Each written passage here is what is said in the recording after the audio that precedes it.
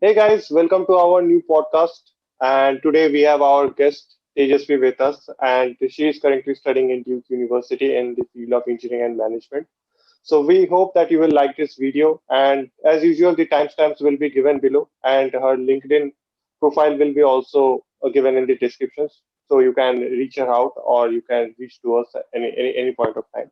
So first of all, Tejasvi, thank you very much for being our guest in the podcast.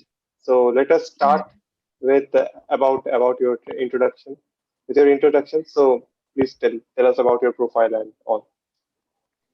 yeah. Thank you very much for having me. So, I am Tejasvi Patil. So, currently, I am engineering master's student at Duke University. Uh, ca- I did my undergraduation in India itself from Pune University in electronics and telecommunication engineering. After that, I worked for 5 years at Cognizant Technology Solution as SAP security analyst, and that and while working, I decided that I would like to get into more of a managerial role, and that's when I decided to go for masters. Okay, And so yeah. considering my hobbies, Mhm. I would say that I love to hear some intellectual podcast, and as well as I'm an amateur photographer. So yeah, I'm just exploring new things, Wow. especially So in this you take lockdown. part in any kind of competitions or just normally? No, just my free time, Okay. just a So free with this, time can you pass. tell us about the scores, so like GRE scores and TOEFL scores that you have get?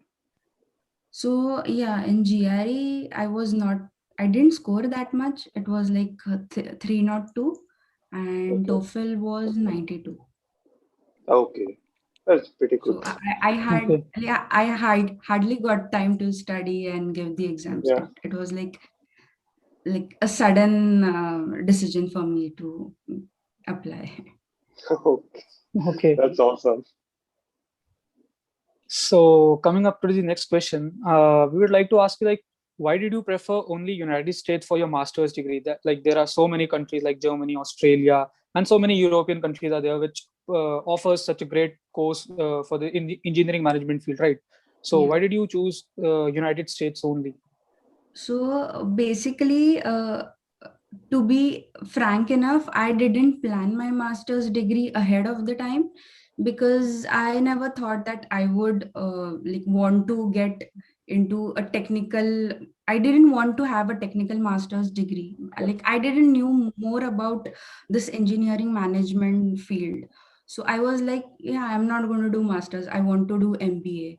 But I have seen my friends like from Uh-huh. my undergrad that they have been to US and they did their career successfully launched their career here in US. So getting their feedbacks that made me more interested into USA specifically. And since my husband was also working here in US, so it kind of made my default option to study in United States. So there was no other choice for me to look into another countries. So, So, which universities you applied and how many you got admitted and rejected? so I applied to 5 universities: Cornell, USC, Yeah. Northeastern, NYU, and Duke. So Wow. out of which I selected Duke University, Yeah. and I got reject from Cornell. So yeah, and I got admits from 4 universities. Mm. So, So why did Northeastern you? University. Yeah. Yeah. So Northeastern University also had a have a good co-op program, right? So Yeah, why yeah. you It has specifically a choose? good Yeah. Yeah, it has a good co-op program. Like I was more attracted towards this co-op program of Northeastern, but then when I saw the curriculum of both these universities, Yeah. so I was more inclined towards the Duke curriculum because it focuses more on the management courses like marketing, finance, business Mhm. law, whereas Northeastern was more focused on more technical subjects. So that is why I chose Duke. Okay. So why did you went for this course? Like there is a course like MBA is also an option, right? MBA is an option, and then engineering management. I guess I'm assuming that it is something new right now. So why did you opt for engineering management and not for MBA? Did you Okay. compare it or something? Do you have any reasons for that? Yeah, so the first thing is MBA would, like, the thing is I have my technical background like in engineering, as well as the job I did was fully technical role. So I didn't want to jump directly to the managerial position. I wanted something in between where I can be at a position where I'm able to tackle technical as well as business aspects. So that's why engineering management made more sense to me. And as far as MBA is concerned, I thought that MBA doesn't have that technical aspects or technical courses to deal with. So I thought that engineering management makes more sense to me. And also, when you consider the work authorization in United States, so you get an added advantage when you opt for uh, STEM program. Oriented program, So yeah, right. so that's why I preferred masters more. Yeah. So you will get 2 years of STEM extension, right? After your 1 year of OPT. Yeah. Okay, that's awesome. So can you tell us about your course structure? Means what is the credit and what are the main Yeah. courses? So we have total 30 credits to complete to graduate, out of which so there are total 8 courses we have to opt for, 4 of which are management subjects, which are mandatory courses, and 4 are electives that you can choose as per your interest.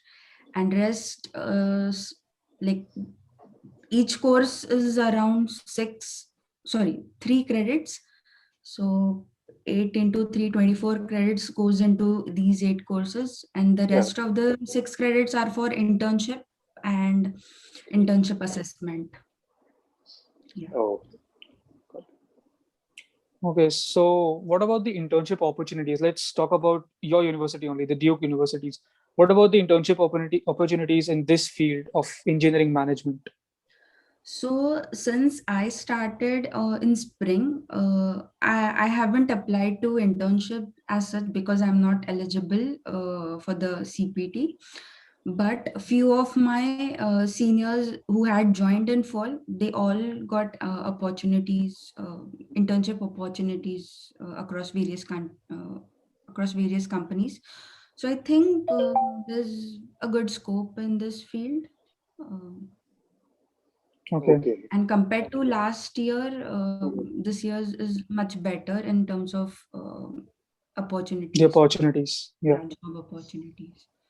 Yeah, right. So is there any kind of funding also which Duke University provides, like RE-ship or TSA, or any type of Mm, other fundings like scholarships? scholarships, I think from last year they have started some scholarship, but that is not a big amount, a Yeah. small, like 5,000 USD amount. But we don't have to apply explicitly for that scholarship. Mhm. They just consider all the applicants in the scholarship pool. So Okay. Okay. Okay. So is there any other type of activities that people or students are related to, like any other extracurricular activity? All the yeah, universities are those yeah. So clubs there are and organizations. Yeah.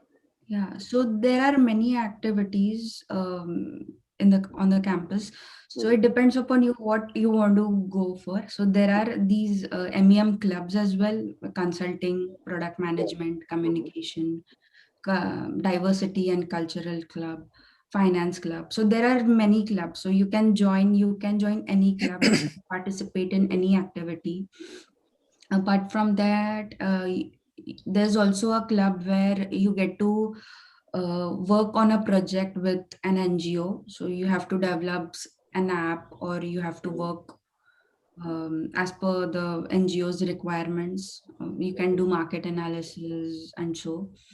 Uh, Also, there are some fun activities, also like game night, then cooking, Okay. virtual cooking, and all. So there are n number of activities. So sometimes it happens that, like, where should we go? What to opt for? So there is this So many decision opportunities. dilemma a lot.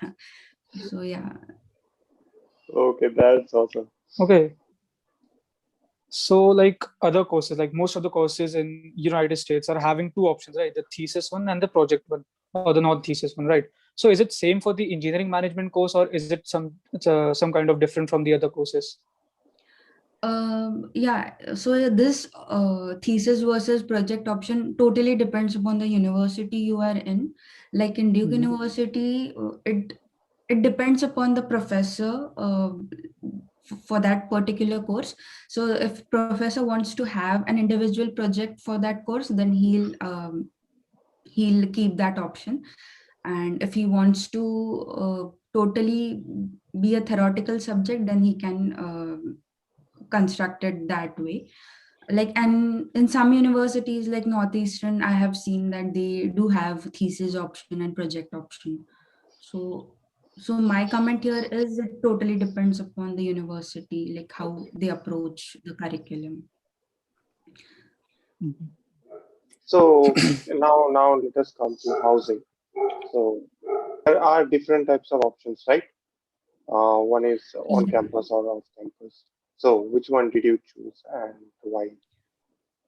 Yeah, so basically, on campus housing are mostly for undergraduate students, Hmm. and usually master's students, they have to opt for off campus housing. So basically so we live very near to the university campus, which is like at a walkable distance. Yeah.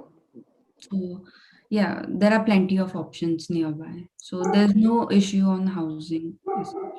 So can you Okay. tell us about the cost of the housing, or what is the living cost?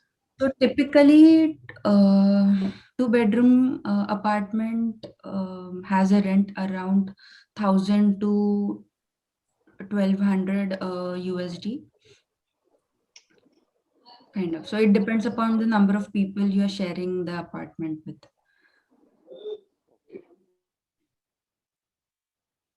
Okay.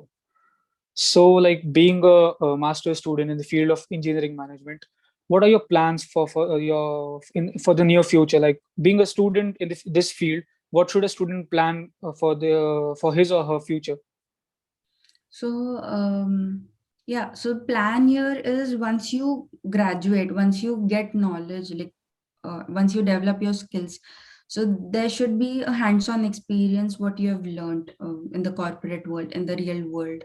So I Mhm. think that after graduation, I would get a hands-on experience via internship or via a full-time job, and where the OPT really helps for the students to get a grip of the knowledge that he has gained in the master's degree.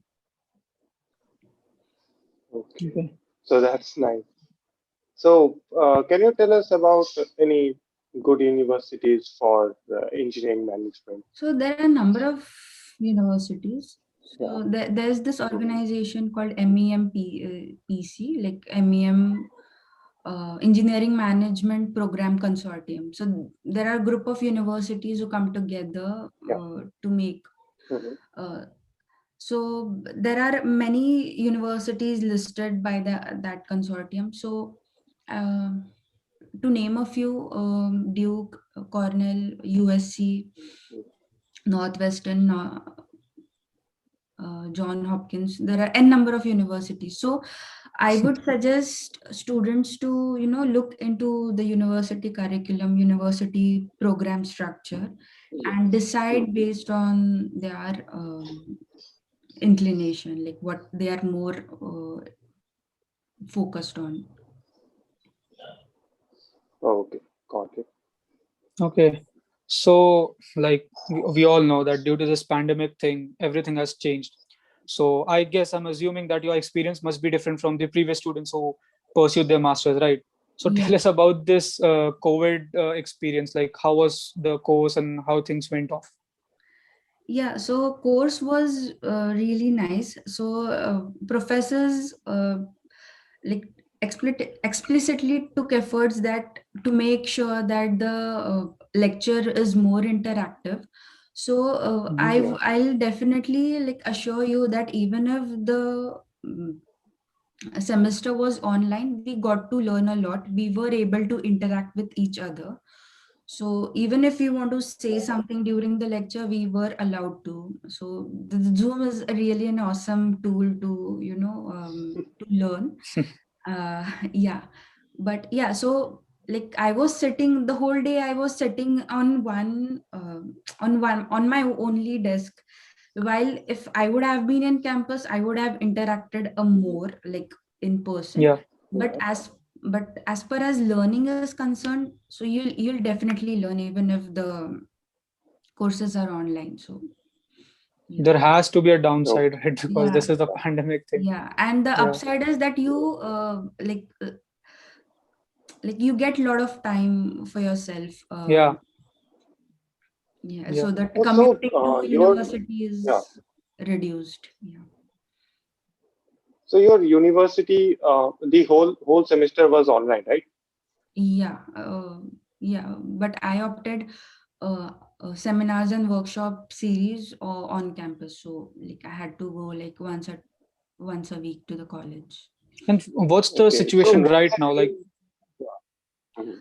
Please Situation continue. here is much better. So many universities here are planning on campus fall semester because Okay. almost 50 to 60 okay, percent of the population here are vaccinated, right? vaccinated. Yeah, so Hmm. COVID cases has decreased a lot. So yeah, the situation So is we can better. expect the normal schedule coming back within a year or so, right? Yeah, definitely. That's something a great Okay. news. Like, Yeah, that's great. So hope was so. there any change of fee structure that took place because the semester was online? So or No, you have to pay the entire fees. yeah, the fees was not changed at all. So even if Okay. the courses were online, the fee structure wasn't changed. So Tejasvi, till now we have asked so many questions. Now this is going to be the most interesting one because many people are there who really wants to ask this question. So how was your journey from H4 visa to F1 visa? Everything like interview and all. What you have to go through? Yeah, so I came here in United States on H4 visa, like after once I got married. So so last year I like the whole 2020 went in lockdown. So I was like at home, just sitting idle. So that's why my I wasn't able to travel to India. So that's why my Yeah. master's degree got postponed a lot. So then I came back in India after a year to change my visa. So because Yeah. I wanted to start my master's degree. Mhm. So I would say the visa journey was a bit. I mean, I was not sure whether I would be able to convert to F1 visa, but Okay. yeah, but I tried my best. And the main hurdle for me was I was not able to get visa appointment. So it was Yeah. a really a tough time for me Mhm. because there were very few slots that were available, and it used to get booked within few seconds or within a minute. Yeah. So somehow I got a visa slot, and then I went to Delhi embassy for the interview. Yeah. There I was asked more about my H4 visa, and the visa officer more he was more interested in what my husband was on. Like since my husband was working on H1B, Yeah. he was asking me more on more about his profile, and as well as our future plans. So what are our future plans. So I said that Yeah. definitely after studying, after a couple of years, we will get back to India. And so I would say the visa interview was quite he grilled a lot, but while yeah, so I would say that you have to be very confident in whatever you are speaking. You have to speak the truth because it shows through your body language. And second thing is, while he was interviewing me, he interrupted me 3 to 4 times, and he went inside and was doing something, I don't know. So it was kind of I mean it was very I don't know, I was numb at that point of time, like what to expect if he's going and like he's interrupting me 4 times during my interview, and he's going inside to double check or something like that. So I would just say, just give your best. Don't give up in the middle of the interview till the very end, unless and until he says that You're congratulations rejected. for, Okay. for your visa. be Okay. be really patient and be really confident. Definitely you can make it. So be optimistic. Okay. So your visa experience was way different with what we have heard about the other visa experiences. Yeah, because the normal students who directly apply for F1 visa, it's quite straightforward. So I have Yeah. seen that they were like, it depends upon you. So you have to be very well prepared. Think of all possible sort of questions that visa officer might ask, because he'll ask the questions based upon your reply, based upon your answers. So I think you have a very good control over the interview. Okay. Okay. That's awesome. So let's hop on the next question. Let's talk about the job market. Like, what's the job market? Like, what's the situation right now? Like, especially in this time of COVID pandemic and all. What's the scenario of the job market in the field of engineering management? So last year the job market was really bad, I would say, Yeah. in 2020 when the pandemic just hit. Mhm. But slowly and gradually the things are now getting better, and I would say that this year, yeah, the job opportunities are opening up in this field as well. So I think yeah, it's achievable, I think. Okay. Oh, So, what do you think? Like, what are the things that a student should expect from the US universities in the coming near future? Like, what do you think about this? Like, we are not quoting you on this, just your side of your point of view on this. Okay, so US universities, they look for the overall profile of the candidate. yeah. They don't just look into your GRE scores or your TOEFL scores. If you have a good experience, then they might consider lower GRE scores as well. And if you are not Mhm. having that much of work experience, they might give more weightage to your academic scores. So I would say that aim bigger universities and try to give your best, because these universities look into the overall profile. So if you have good academic extracurricular activities that you participated in, if you have other skills, you need to show it up, or you need to mention it in your documentation, so that Profile. Mhm. yeah, so that it is, so that these university evaluators can get to know you more. So I Okay. think these are the things that make the abroad universities different from the Indian universities, because yeah, we all know that the Indian universities don't talk about or don't give Mhm. importance to these extracurricular things, right? yeah, So I yeah, guess. definitely. Okay. So, do you have any tips for upcoming students?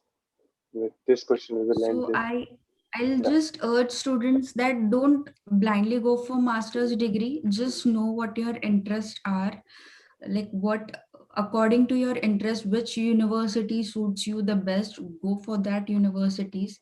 The ranking, I would say that ranking doesn't matter. Your aspirations and your good fit to the university is more important, I would Yeah. say. Mhm. Because Okay. even big companies, they don't they look at the candidate more, and not give more weightage on the university. When you go for an interview, they look at your profile specifically. Oh, And Okay. also the university matters, but then they'll give more weightage towards your performance, your profile, and so. okay. So this was the final tip. And with this question, we are going to end this podcast here. And again, we would like to thank Tejasvi for helping us out making this podcast. Tejasvi, if you want to say anything to our followers and viewers. Thank you so much for inviting me on this podcast. If you have any questions, feel free to reach out to me.